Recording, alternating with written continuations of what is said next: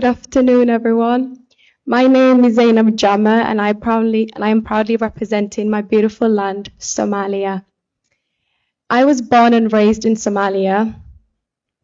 I grew up as a refugee, fleeing my country due to climate issues and conflict.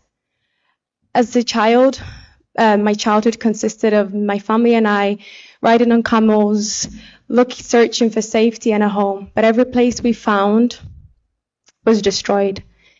And luckily, our family got accepted and we found opportunity in the UK. And that's where I pursued my education. And my family and I were able to rebuild our life. Today, I would love to share the mission that brought me to Miss World. I'm the founder of the Female Initiative Foundation, a project born from one of the most darkest moments of my life. I stand here today not just as a voice for the voiceless, but as a survivor of female genital mutilation. I speak for the millions of girls whose voices were silenced before they ever had the chance to live freely. I know what it feels like to have your rights taken away, to feel powerless and to be told that your voice doesn't matter. And I know there's a lot of people in the world who don't know what female genital mutilation is. And so I think it's really important that I raise awareness and I educate, and that was my main purpose at Miss World, was to teach people what female genital mutilation is. And I'd love to share with you guys the procedure that's done. I know that it's something that can be very uncomfortable, but I believe that it's something that the world needs to hear and needs to know. And I will explain to you this at first hand. I was 7 years old. I was outside playing with my friends when I was picked up. My clothes were ripped off, and I was taken to a room where 3 women waited with blades, scissors, and all tools. These women were not doctors, nor were they medically trained, just tradition passed down through generations. They cut off my clitoris, the part of my body meant for womanhood. They then sliced away the inner labia and the outer labia. I remember I screamed in pain because during the procedure there's no anesthesia used, no comfort, only blood and loud silence. I remember crying and begging, but the woman told me to be quiet, to be brave, and to be proud, as that was part of our tradition. Once the cutting was done, my skin was stitched back together with thick thread or thorn, leaving only a tiny part of hole, barely enough for urine or blood to pass through. This process is called infibulation and is one of the most severe forms of FGM. After the procedure, I was laid in a dark room with my legs tightly tied together.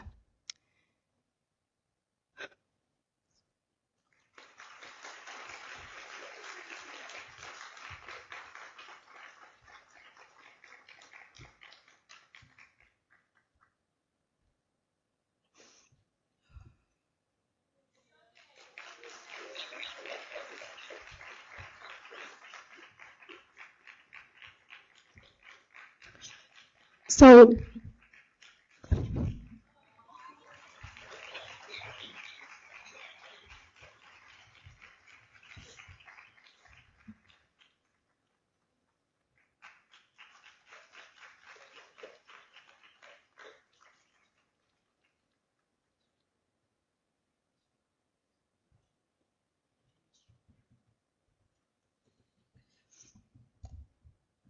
after the procedure, I was laid in a dark room with my legs tightly together for days. And I remember I was in a room and I was bleeding every day. I had no toys, I had nothing. I only had charcoal next to me, and I used to draw on the wall next to me, and I'd just draw my dreams away just to keep me alive, because that part after the procedures where a lot of girls die and they don't make it out alive. That moment changed me forever, and my childhood came to an end. I survived, but many of girls didn't, and they don't. I stand here today for the joy that my mother couldn't reap her love. For generations, our mothers, our grandmothers, and the women before them endured this pain in silence. They were taught that suffering is part of being a woman and that this is normal, but it's not normal. It's not okay, and it's not part of our destiny. I know that I cannot change my past, but I can fight for their future. And I know the consequences that come with that. But I get so many messages from little girls from my country telling me that they're going to be getting female genital mutilation done soon.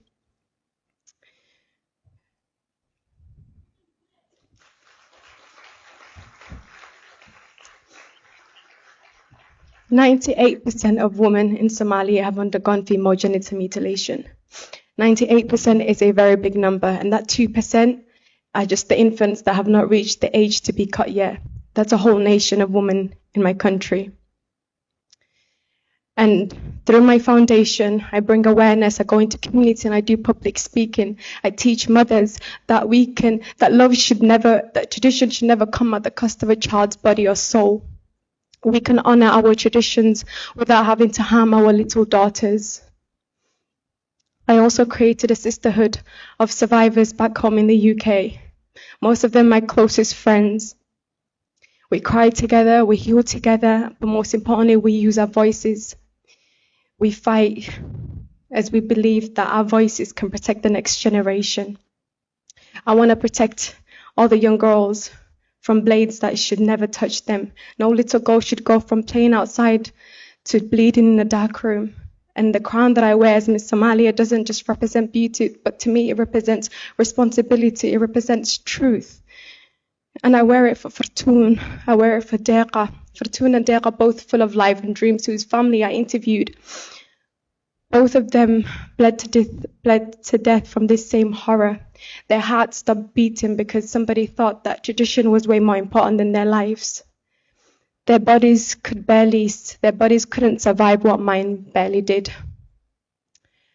And so, no matter what the consequences is, I'll continue to keep fighting until I see change and until I see the world talk about it. Thank you so much. Thank you, Somalia. I think that all the ladies are standing for you. There you are, you can see. Ladies, we just heard something that I think to all of us and to every guy here, every girl, every mother, every grandmother, we have heard a voice which has to be listened to. We've heard a voice that needs to be listened to by grandmothers, by mothers in your country, and we need to hopefully and carefully and kindly explain to those people in your country that it's wrong. There is no right. It's wrong. And what has been believed in the past, like many, many people have different customs, you have to eventually stop and think that custom is wrong. And there is no shame in being wrong. The shame is not to put it right. So we will all stand together and we will make it something that we explain to women, not make them feel bad because they believe that was the right thing to do. You don't do anything by telling people they were bad. They didn't understand. Now we must make them understand by everybody coming together to save other young girls from the same torture and cruelty which was thought to be the right way. Thank you for your bravery. And I don't know where this is going. I never get involved in politics, but this isn't politics. This is a social denigration, cruelty, and totally unacceptable, unnecessary thing to do to any female, little girl. Little girls don't choose. Now grandma must learn the new way of life. There is no excuse that's because we did it, you have to have it done. So we've got to put that right. We must all do it together, okay? So you can explain this. Thank you very much.